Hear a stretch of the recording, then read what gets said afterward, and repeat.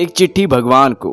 रोहित अपने घर के बाहर खेल रहा था। उसकी माँ कमला आज काम पर नहीं गई थी। वह घर पर ही बिस्तर पर लेटी थी। कमला कहती है, रोहित कहाँ है बेटा, इधर आ। रोहित माँ की आवाज़ सुनकर दौड़कर माँ के पास आया। रोहित कहता है, क्या हुआ माँ? कमला कहती है, बेटा जरा सा पानी दे दे पीने के लिए और जरा कुसुम चाची को बुला ला। रोहित ने माँ को पानी दिया। पानी देकर वह दौड़कर कुसुम चाची के घर पहुंच गया। रोहित कहता है, चाची माँ ने आपको बुलाया है। कुसुम कहती हैं, ठीक है तू चल मैं आती हूँ। कुछ ही देर में कुसुम चाची माँ के पास आ गई। कुसुम कहती है, कमला मैंने तुझे पहले ही कहा था काम से छुट्टी लेकर पहले अपना इलाज करा ले, लेकिन तूने मेरी कभी सुनी है? कमला कहती है, बहन मुझे लगता है मैं शायद बच ना पाऊँ। मुझे रोहित की चिंता होती है। ये तो अपने हाथ से खाना भी नहीं खा पाता, मेरे बाद इसका क्या होगा? कुसुम कहती है, बेकार की बातें क्यों सोच रही है? ऐसी बीमारी तो आती जाती रहती हैं। तू ठीक हो जाएगी। कल अस्पताल गई थी तो डॉक्टर ने क्या कहा? कमला कहती है, डॉक्टर ने बोला कि कैंसर फैल रहा है, लंबा इलाज चलेगा, लेकिन मैं जानती हूँ डॉक्टर झूठ बोल रहा है। मेरा शरीर मेरा साथ छोड़ रहा है। छोटा सा रोहित घर के बाहर खड़ा होकर अपनी माँ और कुसुम चाची की सारी बातें सुन रहा था। उसे लगा जैसे उसका और उसकी माँ का साथ छूट जाएगा। कुसुम चाची माँ को सांत्वना दे रही थी। कमला कहती है, बहन मेरे बाद मेरे रोहित का ध्यान रखना। जानती हूँ तुझ पर मेरा कोई हक नहीं है, लेकिन इसके पिता के जाने के बाद सभी ने मेरा साथ छोड़ दिया। कुसुम कहती है, तू इसकी चिंता मत कर। तूने कहा था बड़े कैंसर के अस्पताल में इसका इलाज है। कमला कहती है, हाँ है तो सही, लेकिन वहाँ इलाज कराने में बहुत पैसा लगेगा। मैं कहाँ से लाऊंगी इतना पैसा? कुसुम कहती है, भगवान पर भरोसा रख, सब ठीक हो जाएगा। रोहित छिपकर दोनों की बातें सुन रहा था। उसे बस इतना पता था कि भगवान उसकी माँ को अच्छा कर सकते हैं। शाम को जब कमला सो रही थी तब रोहित ने अपने बस्ते में से कॉपी निकालकर कुछ लिखना शुरू किया। भगवान जी, मेरी माँ को कैंसर है, उसकी बीमारी ठीक कर दो, नहीं तो कुछ पैसे भेज दो जिससे बड़े अस्पताल में इलाज हो जाए। पापा की तरह मेरी माँ को अपने पास मत बुला लेना। भूल ना जाना मेरा घर बड़े हनुमान जी के मंदिर के पीछे वाली गली में 3 नंबर का है। आपका रोहित। चिट्ठी लिखकर रोहित ने अपने बस्ते में रख ली। अगले दिन सुबह वह चिट्ठी लेकर गया और पोस्ट बॉक्स में डाल आया। रोहित बहुत खुश था।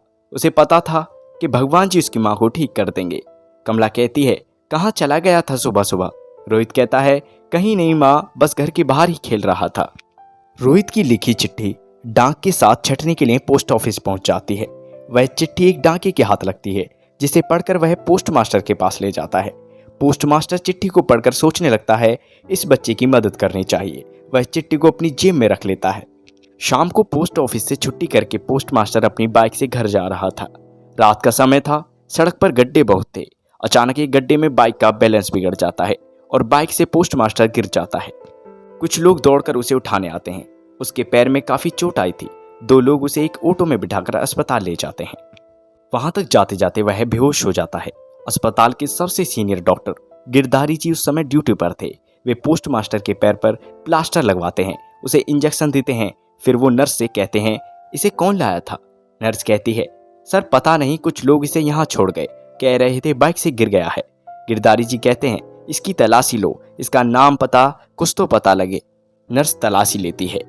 नर्स कहती है, सर ये पर्स मिला है, इसमें इसका आई कार्ड है, ये किसी पोस्ट ऑफिस में पोस्ट मास्टर है और साथ ही एक चिट्ठी मिली है। गिरधारी जी कहते हैं, ऐसा करो आई कार्ड पर जो पता लिखा है उस पर किसी को भेजकर खबर दे दो। उसके बाद गिरधारी जी वह चिट्ठी पढ़ने लगते हैं। अगले दिन गिरधारी जी पोस्ट मास्टर को देखने आते हैं। तब तक उसके घर वाले भी आ चुके होते हैं। गिरधारी जी कहते हैं, आप कैसे हैं? पोस्ट मास्टर कहता है, ठीक हूँ डॉक्टर साहब, ये प्लास्टर कब उतरेगा? गिरधारी जी कहते हैं, जल्द ही उतर जाएगा। हड्डी में फ्रैक्चर नहीं है, हल्का सा क्रैक है, इस पर वजन मत डालना, 15 दिन में सही हो जाएगा। एक बात बताओ, तुम्हारी जेब से एक चिट्ठी मिली है, किसकी है ये?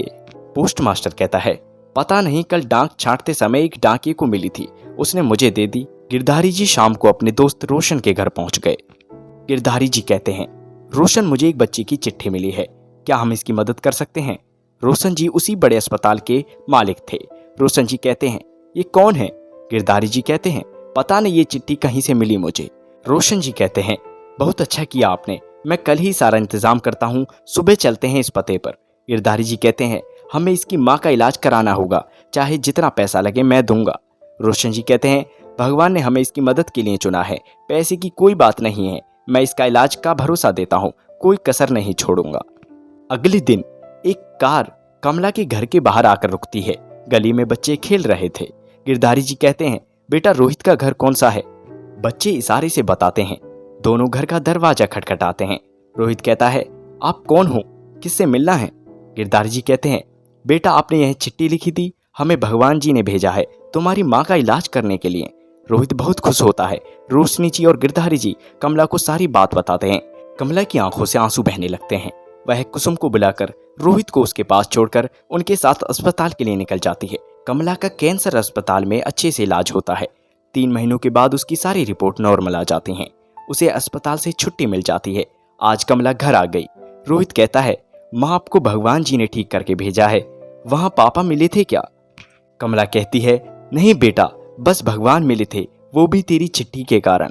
तो दोस्तों, ये कहानी हमें सिखाती है कि अगर आप भगवान पर विश्वास रखते हैं तो भगवान आपकी किसी ना किसी रूप में आकर मदद जरूर करते हैं।